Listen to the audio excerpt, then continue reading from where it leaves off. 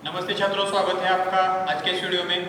तो चलिए आज के इस वीडियो में हम दूसरा शब्द भेद देखने वाले हैं जिसका नाम है सर्वनाम। इससे पहले हमने संज्ञा ये शब्द भेद देखा है और संज्ञा इस शब्द भेद के उपभेद देखने वाले कई सारे वीडियो बनाए हैं। अब आज के इस वीडियो में हम व्याकरण का दूसरा शब्द भेद सीखने वाले हैं जिसे हम कहते हैं सर्वनाम। अब देखिए, सबसे पहले हम जान लेते हैं कि सर्वनाम किसे कहा जाता है, सर्वनाम की परिभाषा क्या है, सर्वनाम का अर्थ क्या है, सर्वनाम का मतलब क्या है। देखिए यहाँ पर मैंने आपके सामने फलक पर सर्वनाम की परिभाषा लिखी है। परिभाषा हमें बताती है कि संज्ञा के स्थान पर प्रयुक्त होने वाले शब्द को सर्वनाम कहते हैं। अब इसका मतलब है कि जो वाक्य हमें दिए जाते हैं या फिर जो वाक्य होते हैं, वाक्य में संज्ञा के बदले, संज्ञा के स्थान पर संज्ञा नाम न लेते हुए उसके बदले एक दूसरा शब्द इस्तेमाल किया जाता है, उसे हम सर्वनाम कहते हैं। उदाहरण के तौर पर देखिए, गणेश कल बीमार था, यह वाक्य है। इस वाक्य में गणेश यह संज्ञा है। अब देखिए, गणेश इस संज्ञा को निकालकर गणेश इस संज्ञा की जगह हम एक विशिष्ट शब्द का इस्तेमाल करने वाले हैं, उस शब्द को हम सर्वनाम कहने वाले हैं। अब देखिए, गणेश कल बीमार था, इस वाक्य में से हमने गणेश यह संज्ञा निकाल दी है और गणेश की जगह वह यह शब्द डाल दिया है, वह कल बीमार था। अब देखिए, गणेश शब्द को निकाला और उस स्थान पर हमने वह शब्द का प्रयोग किया, गणेश के लिए हमने वही शब्द का विशिष्ट शब्द का इस्तेमाल किया, इसलिए ऐसे शब्दों को कहा जाता है सर्वनाम। अब दूसरा वाक्य देखिए, गीता कल गांव जाएगी, गीता कल गांव जाएगी, स्त्रीलिंगी वाक्य है। अब गीता यह संज्ञा है, अब गीता इस संज्ञा को निकालकर हम एक दूसरा शब्द उस जगह पर इस्तेमाल करेंगे और फिर से वाक्य बनाएंगे कि वह कल गांव जाएगी, वो कल गांव जाएगी, तुम कल गांव जाओगी। अगर गीता खुद होगी तो गीता खुद के बारे में जानकारी देते हुए कहेगी कि मैं कल गांव जाऊंगी। अगर मैं खुद गणेश हूं तो मैं कहूंगा मैं कल बीमार था। अगर आप खुद गीता है तो आप कहेंगी कि मैं कल गांव जाऊंगी। इसका मतलब है सर्वनाम संज्ञा की पुनरावृत्ति को रोकता है। वाक्य में बार बार संज्ञा की जो पुनरावृत्ति होती है, उस पुनरावृत्ति को रोककर उस पुनरावृत्ति की जगह संज्ञा के स्थान पर एक विशिष्ट शब्द का इस्तेमाल किया जाता है, जिससे हमें संज्ञा का बोध होता है। ऐसे शब्दों को हम सर्वनाम कहते हैं। परिभाषा हमें बताती है कि वाक्य में जो शब्द संज्ञा के स्थान पर आता है या फिर संज्ञा के बदले में, संज्ञा के अलावा जो शब्द इस्तेमाल किया जाता है, उसे हम कहते हैं सर्वनाम। अब हिंदी में सर्वनाम कौन सा है? हिंदी में तो ढेर सारे सर्वनाम हैं। उदाहरण के तौर पर मैं कुछ आप लोगों को बता सकता हूँ, जैसे कि देखिए, हिंदी में कौन कौन से सर्वनाम हैं। अगर हम खुद के लिए बात करना चाहते हैं, अगर हम खुद की संज्ञा के लिए कुछ शब्द इस्तेमाल करना चाहते हैं तो हम कह सकते हैं कि मैं, हम, मुझे, मेरा, हमारा, आपका, ये सारे खुद के लिए इस्तेमाल किए जाने वाले सर्वनाम हैं। मैं, हम, मेरा, मुझे, उसने, ये सारी बातें खुद को दर्शाती है। मुझे, मेरा, हमने, हमारा, मैं, ये सारे खुद के बारे में इस्तेमाल किए जाने वाले सर्वनाम हैं। अब कुछ दूसरे सर्वनाम होते हैं जो हम दूसरे लोगों के लिए इस्तेमाल करते हैं, जैसे कि तू, तुम, आप, ये सारे हम दूसरे लोगों के लिए इस्तेमाल करते हैं। इसके अलावा अगर कोई तीसरा व्यक्ति होगा जो हमारे पास नहीं है, हमारे पास न होने वाले व्यक्ति के बारे में बोलने के लिए हम कुछ शब्दों का इस्तेमाल करते हैं, जैसे कि वह, वो, उसका, उसने, उसकी, इसका, इसने, ये सारे जो शब्द है, ये सारे शब्द सर्वनाम कहलाते हैं। मतलब संक्षेप में हम ध्यान में रख सकते हैं छात्रों की संज्ञा के स्थान पर प्रयुक्त किए जाने वाले या फिर इस्तेमाल किए जाने वाले संज्ञा के स्थान पर उपयुक्त होने वाले शब्दों को हम सर्वनाम कहते हैं। वाक्य में संज्ञा के स्थान पर जो शब्द इस्तेमाल किया जाता है, संज्ञा के बदले जिस शब्द का इस्तेमाल किया जाता है, उसे हम सर्वनाम कहते हैं। उदाहरण के तौर पर हमने देखा, मैं, हम, मुझे, तुम, तू, इसका, उसका, इसने, उसने, आपका, आपकी, मेरा, मेरी, ये सारे शब्द सार्वनामिक शब्द है।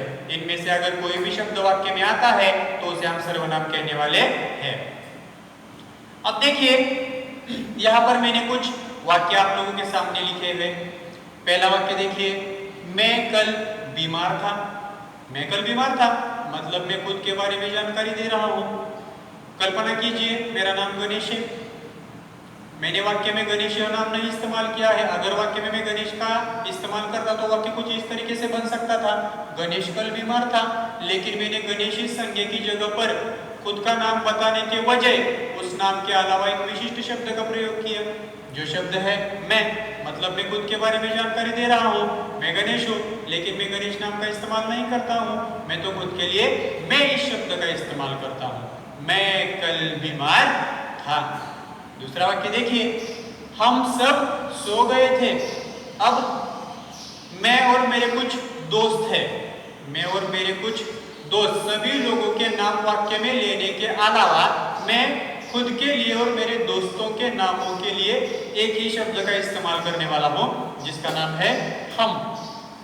हम इस शब्द में मैं और मेरे सारे रिश्तेदार आते हैं, मेरे सारे दोस्त आते हैं, मेरे सारे करीबी लोग आते हैं। मतलब हम, मेरे घर के सारे लोग, हम सभी लोग सो गए। सभी लोगों के नाम, सभी लोगों की संख्या या फिर सभी लोगों के नाम यहाँ पर लेने के अलावा केवल और केवल एक ही शब्द का इस्तेमाल किया, हम। यह शब्द सर्वनाम दर्शाता है। तुम कहाँ जा रहे हो? देखिए मेरा एक दोस्त है, मेरे दोस्त का नाम विकास है। विकास को मैं पूछ रहा हूँ कि तुम कहाँ जा रहे हो। अगर इस वाक्य के अलावा मैं विकास का नाम लेकर वाक्य तैयार करता तो इस तरीके से हो सकता था, विकास तुम कहाँ जा रहे हो, सॉरी विकास कहाँ जा रहे हो। लेकिन संज्ञा के अलावा मैंने विकास नाम के अलावा विकास को दर्शाने वाला एक शब्द यहाँ पर इस्तेमाल किया है, जिसका नाम है तुम। विकास के लिए मैंने तुम इस शब्द का इस्तेमाल किया। तुम कहाँ जा रहे हो। वाक्य में विकास इस संज्ञा को निकाल दिया, विकास इस संज्ञा की जगह पर तुम यह शब्द डाल दिया, तुम यह सर्वनाम डाल दिया, उसके आधार पर मैंने वाक्य बनाया, तुम कहाँ जा रहे हो। इसका मतलब है सर्वनाम वाक्य में होने वाली संज्ञा की पुनरावृत्ति को रोकता है। वाक्य में बार बार जो संज्ञाएं आती है, संज्ञाओं के बार बार आने को रोकने का काम सर्वनाम करता है और एक ही बार में वाक्य पूरा करने का काम सर्वनाम कर देता है। अगला वाक्य देखिए, आप क्या कर रहे हो। मुझसे बड़े मेरे एक दोस्त हैं जो बुजुर्ग है, मैं उनसे एक सवाल करना चाहता हूं कि आप क्या कर रहे हो, मतलब आप कौन सा काम कर रहे हो। मेरे सामने होने वाले जो व्यक्ति है जो मुझसे बड़े हैं, उस व्यक्ति से बात करने के लिए मैंने उनका नाम लेने के अलावा उनके नाम के बदले मैंने आप इस शब्द का इस्तेमाल किया। मतलब आप क्या कर रहे हो, नाम के अलावा विशिष्ट शब्द का इस्तेमाल किया। और हमें मालूम है कि संज्ञा के स्थान पर आने वाले शब्दों को हम सर्वनाम कहते हैं।